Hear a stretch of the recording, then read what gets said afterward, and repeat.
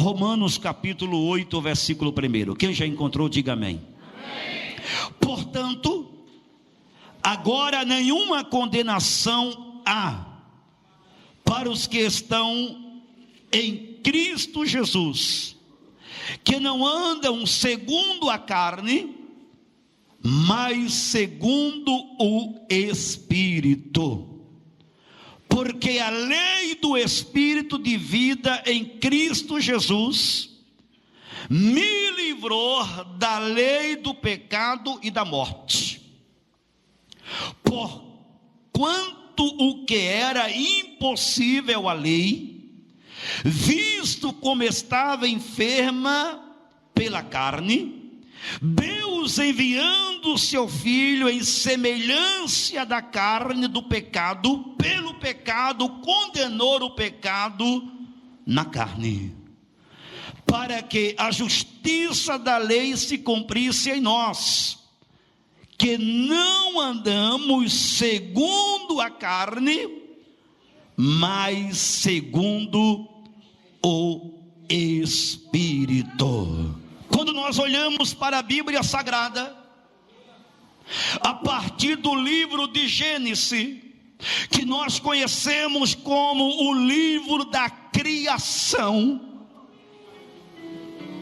o livro começa falando daquilo que Deus fez, daquilo que Deus criou, e quando chegamos no capítulo 1, no versículo 26, Deus, ele abre a sua boca e ele diz assim: façamos o homem a nossa imagem e a nossa semelhança. Deus não disse façamos qualquer tipo de animal, ou criamos qualquer, aleluia, tipo de ser vivente segundo a nossa imagem e a nossa semelhança, exclusivamente o homem. Façamos a nossa imagem e a nossa semelhança. Deus está dizendo: eu estou a fazer o homem para me relacionar com ele, ter intimidade com ele. Ele falará comigo e eu falarei com ele. Ele será minha propriedade e o meu Espírito habitará sobre ele. Nós andaremos juntos. Ou seja, a Bíblia diz que todos os dias o Senhor o visitava, o homem. Todos os dias o Senhor se relacionava com o homem criado por ele. Todos os dias a sua presença era diante do homem criado, a saber, Adão, que havia sido colocado no paraíso chamado Éden. Mas infelizmente veio a decadência do homem. Através do pecado, você conhece quanto eu a história. O homem, ele cai em tentação, ele agora peca contra Deus.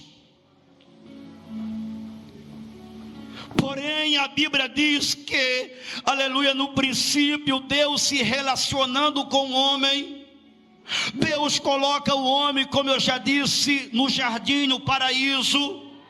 No capítulo 2, no versículo de número 16 e no versículo do número 17 do livro do Gênesis, a Bíblia diz que Deus deu ao homem um mandamento. Mandamento este: de tudo quanto houver, comereis. Aleluia. Sem que derrame o teu suor, sem que trabalhe sobre a terra, de tudo quanto, aleluia, estiver, comereis. Porém não comereis da árvore da ciência do bem e do mal.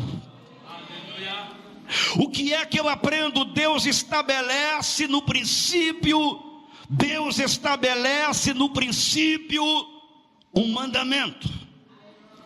Diga comigo, mandamento.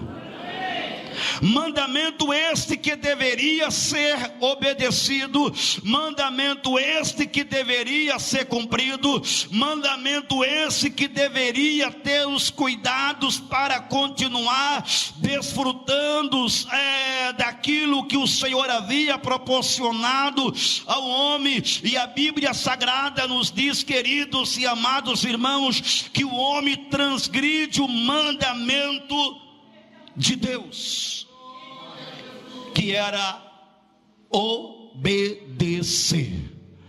Diga comigo, obedecer. Obediência a Deus. Diga comigo, obediência. Outra vez, obediência a Deus. O homem desobedece a esse mandamento. E a Bíblia diz que uma vez que o homem desobedece este mandamento, a Bíblia diz, queridos e amados irmãos, que o homem, ele agora começa a se distanciar de Deus. Observamos, queridos e amados irmãos, que nós que servimos ao Senhor, que recebemos a palavra, que fomos, aleluia, diante do trono de Deus pela uma decisão, aleluia, que de uma maneira individual tomamos, entregarmos a nossa vida à palavra, entregarmos a nossa vida a Cristo, a entregarmos a nossa vida para vivermos uma vida cotidiana, debaixo da graça, em obediência ao Senhor. Observamos, queridos e amados irmãos, que nós também temos este compromisso de obedecer a sua palavra. Pode aplaudir a Jesus Cristo, porque Ele merece. A pergunta de Deus nesta manhã, a pergunta do Espírito Santo nesta manhã, para o seu e para o meu coração: como nós estamos vivendo diante daquilo que o Senhor nos ensinou para a nossa vida? Quais tipos de distração deste mundo tem nos distanciado, tem nos desnivelado daquilo que o Senhor nos nivelou através da sua palavra? Quais têm sido a nossa adoração? Ou por que não dizer a nossa verdadeira adoração? Porque a nossa verdadeira adoração não está, aleluia, basicamente em um louvor cantado. A nossa verdadeira adoração não está simplesmente, aleluia, em uma oferta levantada para abençoar a obra, porque também a oferta, ela faz parte da adoração. A nossa verdadeira adoração, ela não está basicamente, simplesmente, queridos e amados irmãos, quando dobramos o nosso joelho e fazemos uma oração, ou levantamos um propósito, aleluia, de oração, ou quem sabe um propósito de leitura bíblica, ou quem sabe um propósito de espiritualidade na presença. A nossa adoração não está basicamente, queridos e amados irmãos, em uma campanha de oração, em uma campanha de jejum. A nossa verdadeira adoração, ela deve estar, aleluia, ligada ao verdadeiro comprometimento com a palavra, comprometimento com a esperança, comprometimento com a fé, comprometimento, aleluia, com a palavra de Deus e com o Espírito Santo que está sobre a nossa vida e que está sobre a sua igreja. Levante as mãos se há pessoas comprometidas com a sua verdadeira adoração. Levante as mãos. Eu vou dar um exemplo, e este exemplo serve para aqueles que são casados. Quando nós estivemos diante do juiz, ou quem sabe diante do sacerdote, e assumimos um compromisso, aleluia, com a nossa esposa, ou vice-versa, nós nos comprometemos de ser fiel até que a morte os separe. Você sabia que esse comprometimento é uma adoração? Porque todavia o matrimônio é bíblico. Todavia o matrimônio, aleluia, é criação de Deus. Quando nos comparecemos diante do juiz e fizemos os nossos votos, aleluia, de comprometimento, na alegria fiel, aleluia, na tristeza fiel, aleluia, na abundância fiel, aleluia, na dor fiel, na enfermidade fiel, em todos os momentos da nossa vida, eu prometo ser fiel a Ele, fiel a ela. Ou seja, nós nos comprometemos em um laço matrimonial, e isso significa que Deus, aleluia, está presente nesses votos. Quando você aceitou a Cristo, você se comprometeu a ser fiel. Você disse: eu te recebo como meu único, exclusivo e suficiente Salvador. Único porque não existe outro que possa, exclusivo porque somente Ele, aleluia. Você deve exclusividade, e o seu nome foi escrito no livro da vida. Você que é membro, quando esteve diante do batismo, foi te perguntado: você promete ser fiel a Deus até o fim? Diante das águas, você disse: prometo ser fiel a Deus até o fim. E o ministro disse: segundo a sua confissão, eu te batizo em nome do Pai, do Filho e do Espírito Santo. Você se comprometeu em adoração a Ele. Deixa eu ver aqueles que estão comprometidos com a palavra. Levante a sua mão e dê glória a Deus. Deus deu um mandamento. Como eu já disse, Gênesis 2, 16 e 17. O homem desobedece o mandamento, e aí vem a desobediência no paraíso, no Éden. O apóstolo Paulo, escrevendo aos Romanos, no seu capítulo de número 5, no seu versículo, queridos e amados irmãos, no seu versículo de número 16, se não me foge a memória, no seu versículo de número 12, recordando, no seu versículo de número 12, Paulo, ele disse assim: prezados, por um só homem todos pecaram. Diga comigo: por um só homem todos pecaram. Uma vez que o homem pecou, veio a morte, e a morte para todos os homens. Diga comigo: a morte para todos os homens, porque todos os homens também pecaram. Quando Jesus vai ter com aquela mulher que está sendo ali ameaçada em ser apredejada, Jesus olhou para ela e disse: aquele que não tem pecado, atire a primeira pedra. E a Bíblia diz que todos que estavam ali levantaram-se e foram embora, porque todos tinham pecados. A Bíblia diz em 1 João que aquele que diz que não tem pecado, este é mentiroso, e nele não está a verdade. Porque através de um único homem, a saber, Adão, todos pecaram.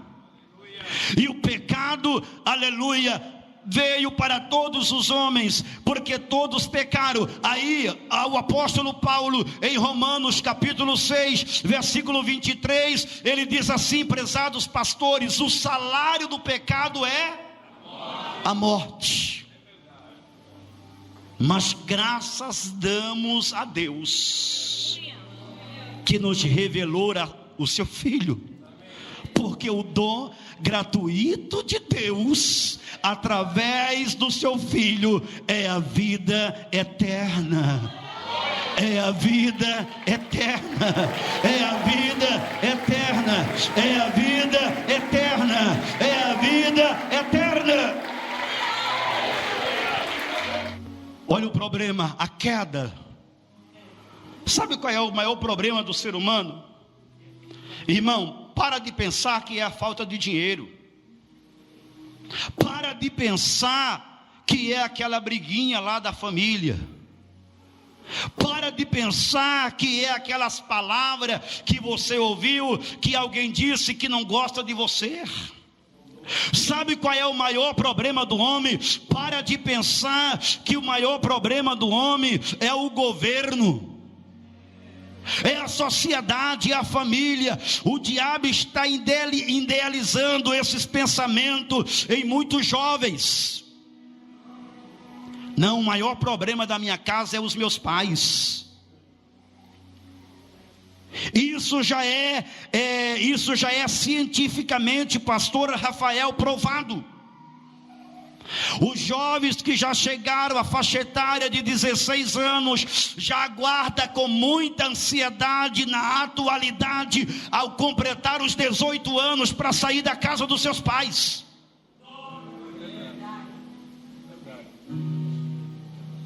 Não, pai, tudo bem, hoje o senhor manda aqui, mas deixa eu completar 18 anos, eu vou voar.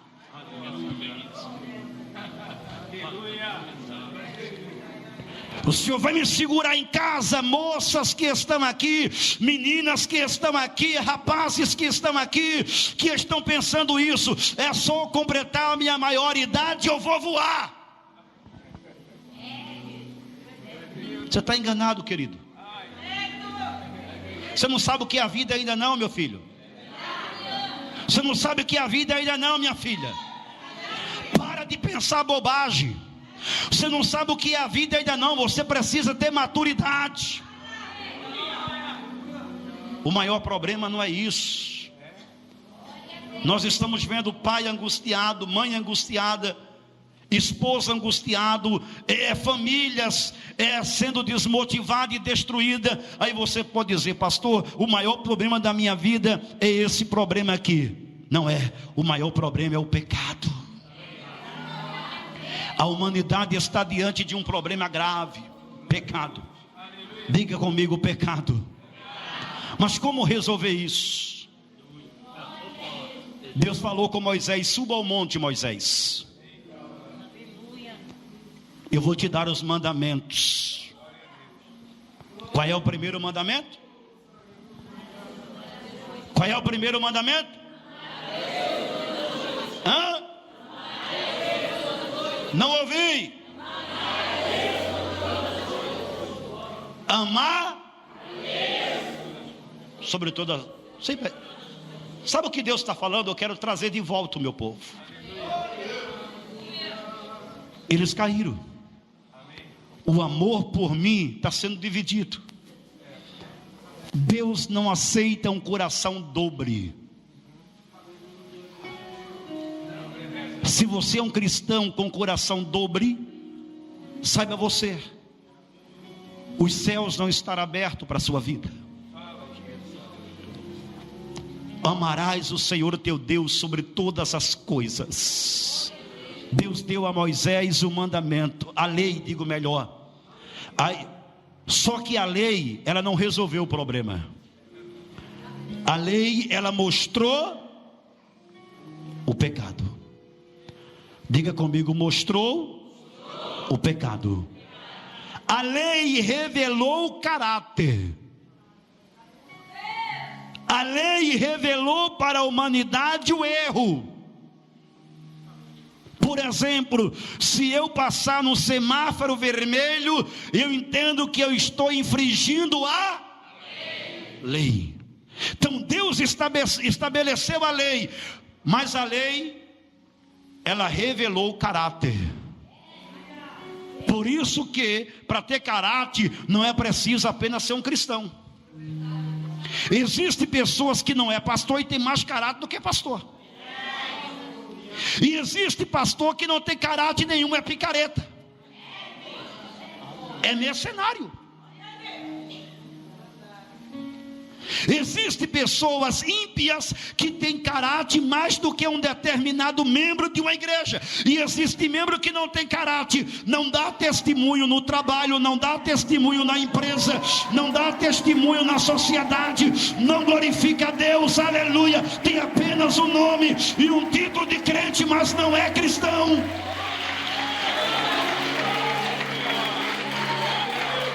E pasme, muitas das vezes é melhor trabalhar com ímpio do que com cristão.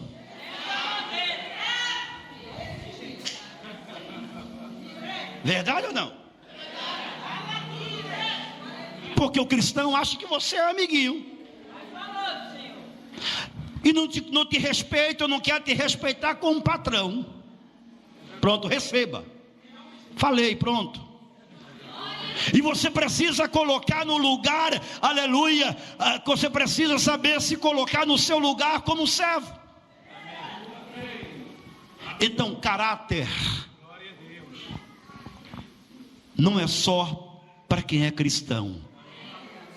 Caráter é revelado através da lei.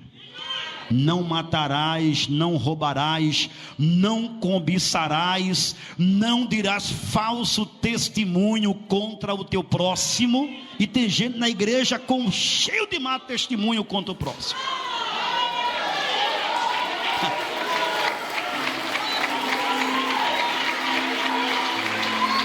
Cheio de mau testemunho.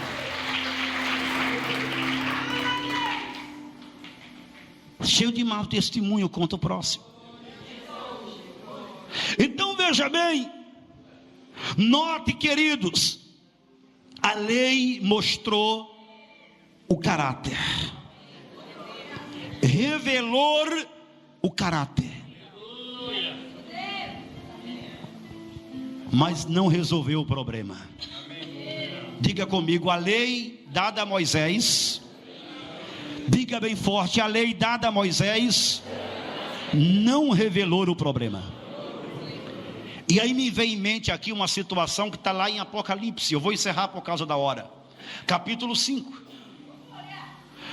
O apóstolo João, no livro do Apocalipse, no livro da Revelação, ele tem um grande problema a ser resolvido. A Bíblia diz que ele tem uma visão, e ele vê um livro selado com 7 selos. E nesta visão que ele tem, a Bíblia diz que ele começa a clamar e chorar, e começa a dizer: quem abrirá o livro? Um dos 24 anciãos, aleluia, traz a mensagem.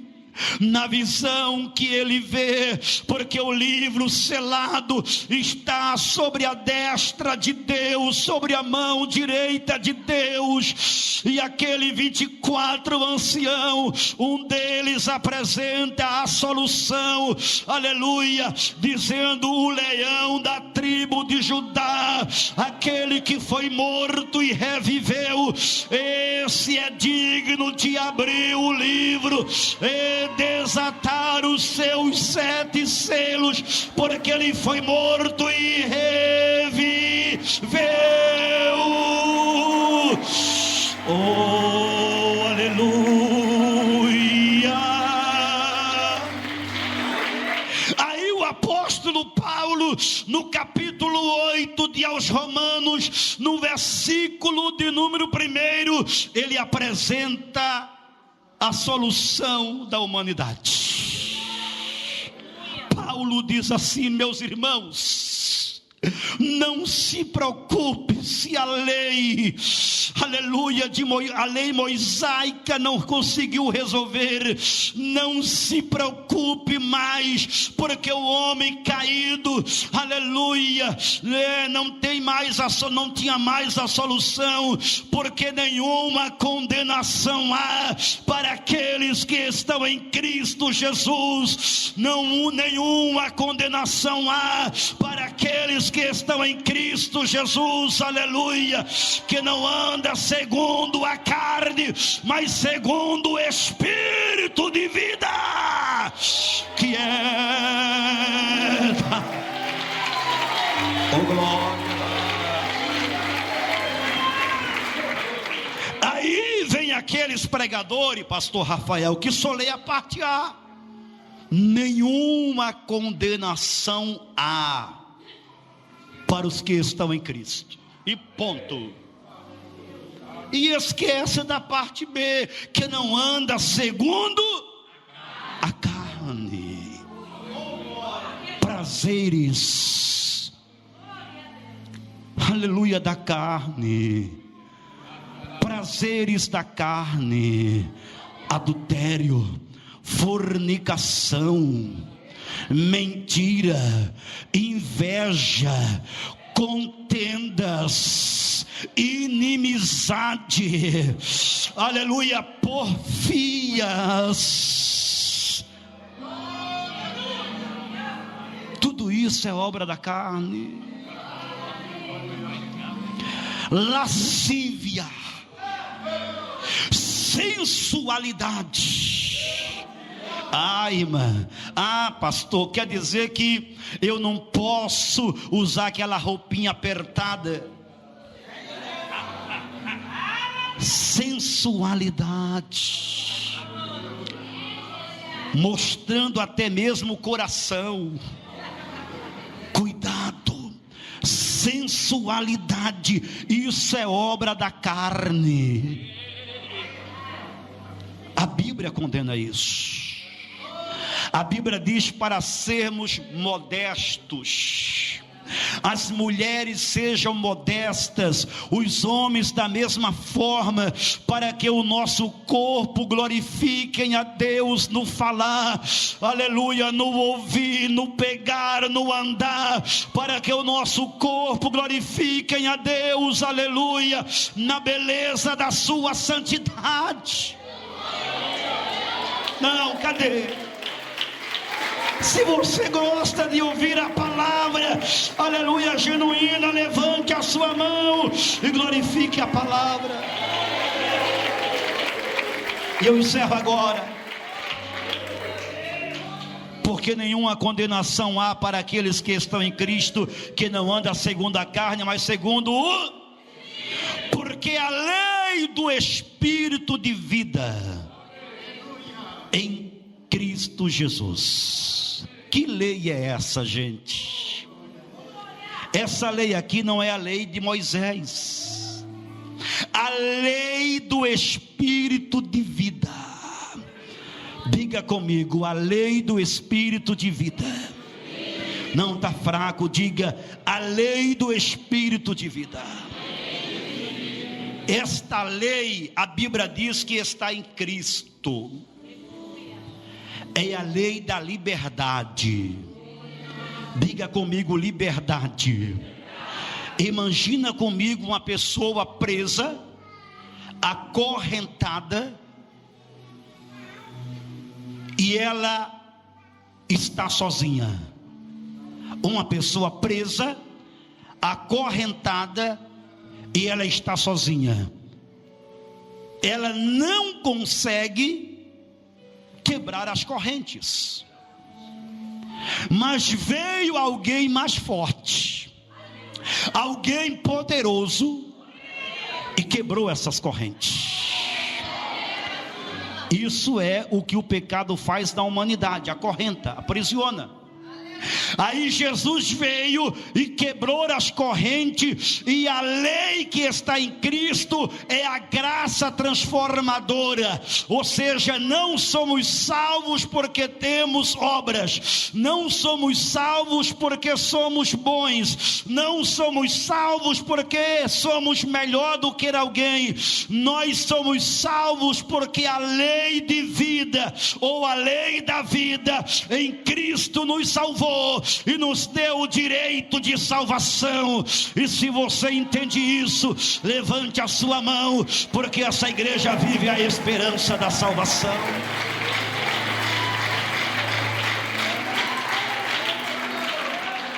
A lei de Cristo veio para salvar, porque a lei do Espírito de vida em Cristo Jesus me livrou da lei do pecado e da morte. Jesus, ele veio para trazer a liberdade. Nós somos livres, no sentido que não somos mais prisioneiros do pecado. A sua mente tem que ser livre. Existem pessoas que ela fica presa ao passado, e ela vive corroendo a sua vida, toda a vida ela vive corroendo aquilo que ela fez no passado. Será que Deus de fato me perdoou? Será que Deus de fato me regenerou? Será que Deus de fato me fez uma nova criatura? Eu quero te dizer, vença hoje este pensamento, aleluia, porque a Bíblia diz que a lei da vida em Cristo Jesus nos deu liberdade. Ou seja, hoje nós temos liberdade, aleluia, para adorar, nós temos liberdade para cantar, nós temos liberdade para voar, nós temos liberdade para dizer a Ele, aleluia, que somos salvos pela sua graça, e proclamar sobre o inferno a vitória da igreja. Levante a mão e glorifique.